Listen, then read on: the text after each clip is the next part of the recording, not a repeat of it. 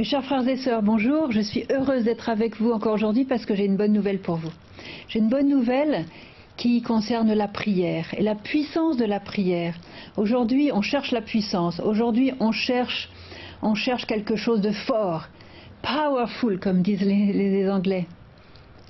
La puissance, elle est dans la prière. La vraie puissance, elle est dans la prière.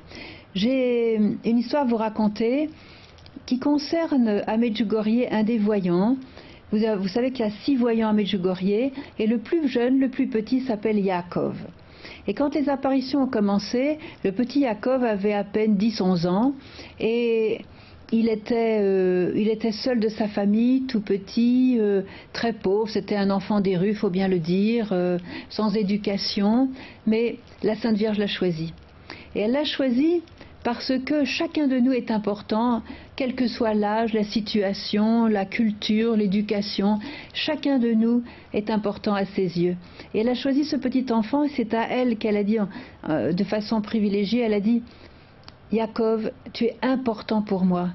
Yaakov, j'ai besoin de toi. » Alors, comme il était petit, et qu'à l'époque, il y avait encore les gardes de la milice communiste à Medjugorje, il roulait un petit peu les mécaniques, comme on dit, devant la milice. C'était des grands malabars à côté de lui, des grands hommes forts, et ça. Moi, je suis important pour la Sainte Vierge. Voilà. Et un jour, la Vierge, pendant une apparition, il avait donc ses apparitions quotidiennes à l'époque, la Sainte Vierge lui a dit, tu sais, Yaakov, il faudrait que tu pries constamment.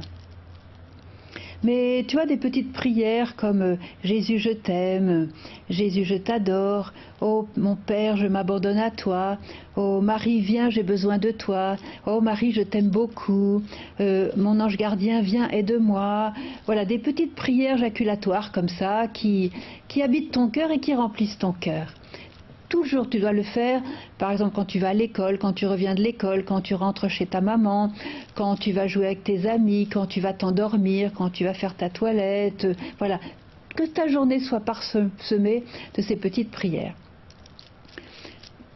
Yaakov a capté le message et le lendemain, voilà, il se trouve que Yaakov aimait beaucoup le foot et que justement ce jour-là, le lendemain, il avait un grand match de foot avec ses amis de Medjugorje. Et comme il est passionné de foot, il s'est habillé et puis il a couru vers le terrain de foot pour rejoindre ses amis. Et alors qu'il courait, il s'est souvenu du message de la veille au soir. Et il a compris que la Vierge lui avait demandé de toujours prier des petites prières. Alors il s'est dit, ah j'ai pas envie de prier, j'ai envie de courir, on va tout de suite commencer le match. Mais quand même, il s'est arrêté. Par amour de la Sainte Vierge, il s'est arrêté et à toute vitesse, il a récité un « Je vous salue Marie ». Et puis vite, il est parti jouer avec ses amis. Dans la soirée, la Vierge lui apparaît comme d'habitude et elle lui dit « Yaakov, je te remercie. Parce que je te remercie pour la prière que tu m'as offerte. » Alors, à ce moment-là, elle l'a emmené en Chine. Je ne sais pas comment ça s'est produit. Il s'est retrouvé en Chine avec la Sainte Vierge. Et la Sainte Vierge l'a fait entrer dans une maison chinoise. Et il y avait une pièce. Ils sont entrés dans cette pièce et dans cette pièce, il y avait un lit. Et sur ce lit, il y avait un homme. Cet homme est allongé sur le lit et la Vierge lui dit « Tu vois Yaakov, cet homme, eh bien, il est mort. » Et tu vois, c'était un très mauvais homme. Un homme très très méchant et très mauvais. Et il allait en enfer. Mais grâce à la prière que tu m'as offerte hier soir, eh bien, aujourd'hui, eh bien, j'ai pu utiliser ta prière et je lui ai inspiré un moment de repentir, grâce à ta prière. Et il n'est pas en enfer.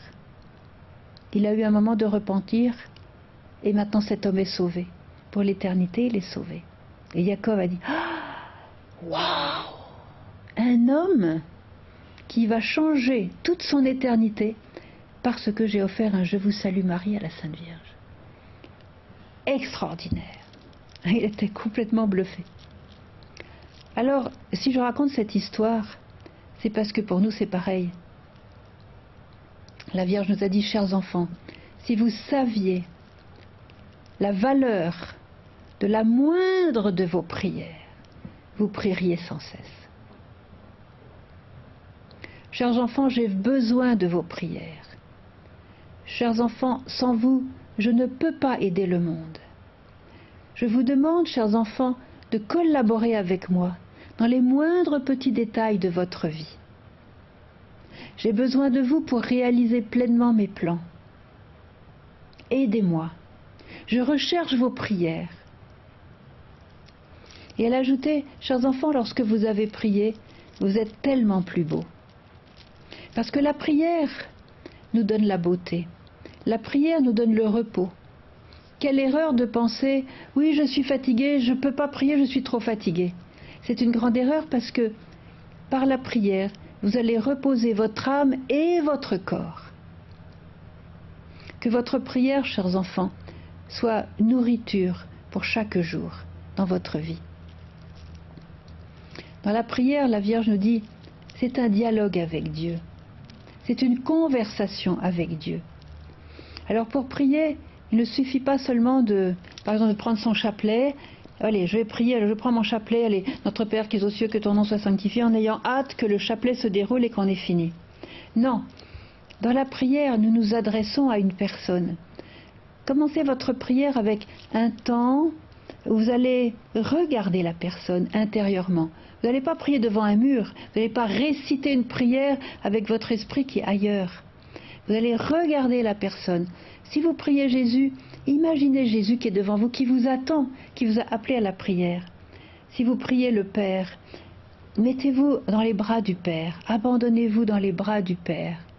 Si vous priez la Vierge Marie, regardez-la. Si vous priez l'Esprit Saint, mettez-vous avec les apôtres au moment de la Pentecôte, fermez les yeux et laissez l'Esprit Saint tomber en vous, remplir votre cœur, le remplir de cette lumière qui n'appartient qu'à lui, cette lumière qui est divine. Et vous vous remplissez, vous êtes en communication. La Vierge nous a donné la clé d'une bonne prière. Elle a dit, chers enfants, n'oubliez pas que Dieu est votre plus grand ami. On n'a pas d'ami plus grand que notre Seigneur, que notre Dieu. Dans la prière, vous allez trouver une issue aux situations, chers enfants, qui vous semblent complètement impossibles. Quelquefois, on croit que notre vie va s'arrêter là. Quelquefois, on croit qu'avec cette immense montagne du problème qu'on a, on ne va pas pouvoir continuer, on ne va pas pouvoir traverser ce problème, on ne va pas pouvoir survivre à ce problème. On va être écrasé. Il n'y a pas de solution. Eh bien si. La solution existe dans le cœur de Dieu. Et il suffit de se mettre à genoux et dire, Seigneur, regarde, je ne comprends plus, je ne sais plus quoi faire, je suis perdu, aide-moi. Et dans la prière, vous allez connaître la volonté de Dieu, nous dit la Vierge. Dans la prière, vous allez savoir quoi faire. Je me souviens qu'au début de la guerre, en Bosnie-Herzégovine, en 92, lorsque les bombes ont commencé à tomber dans notre région, autour de Medjugorje a été préservé miraculeusement, eh bien, nous étions bien sûr une petite communauté de 4, des béatitudes, et les gens du village, nos voisins, nous disent « Partez vite, il y a la paix dans votre pays, en France. Pourquoi rester ici, risquer votre vie ?» Nous allons rester parce que c'est notre terre et nous voulons, s'il faut mourir, nous voulons mourir sur notre terre. Et nous allons nous battre aussi pour notre pays. Mais vous n'avez pas de raison, allez-y, partez. Et nous avons dit « Non, si nous avons été appelés à Medjugorje par la Sainte Vierge, c'est elle maintenant qui doit choisir, qui doit nous dire si nous devons partir ou rester. » Alors nous allons prendre 24 heures et c'est elle qui va nous montrer dans la prière quoi faire. Et chacun de nous 4 a prié dans sa conscience en posant la question très honnêtement. Est-ce que toi, Vierge Marie, tu me dis de partir ou de rester? Et chacun était libre de partir. Au bout de 24 heures, chacun avait reçu le même message. Nous devons rester pour aider les villageois du mieux que nous pouvons. On est donc restés.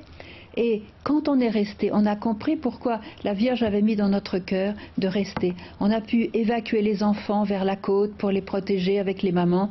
On a pu aider les personnes qui restaient dans le village, qui étaient âgées, qui ne voulaient pas partir, en faisant venir des denrées de la France par des camions, etc. Les véhicules qui pour transporter des pèlerins avant maintenant se sont mis à faire des véhicules de nourriture, de denrées indispensables. Et nous avons pu aider le village. Tout simplement parce qu'à ce moment-là, nous avons dit à la Sainte Vierge, allez, dis-nous ce que nous allons faire, dis-nous ce que toi tu voudrais que l'on fasse. Et dans la prière, nous avons pu agir et être instruments. Et n'oubliez pas ce message, que la Vierge a besoin de nous. Personne n'est trop petit, personne n'est trop pauvre, personne n'est trop malade, personne n'est trop âgé pour aider la Sainte Vierge dans son plan. C'est très très beau de se dire que si parfois le monde nous méprise, parce que nous ne sommes pas aux yeux du monde quelqu'un de grand, quelqu'un d'important, nous sommes très importants pour Dieu. Et comme Dieu est plus important que le monde, nous sommes très importants en réalité.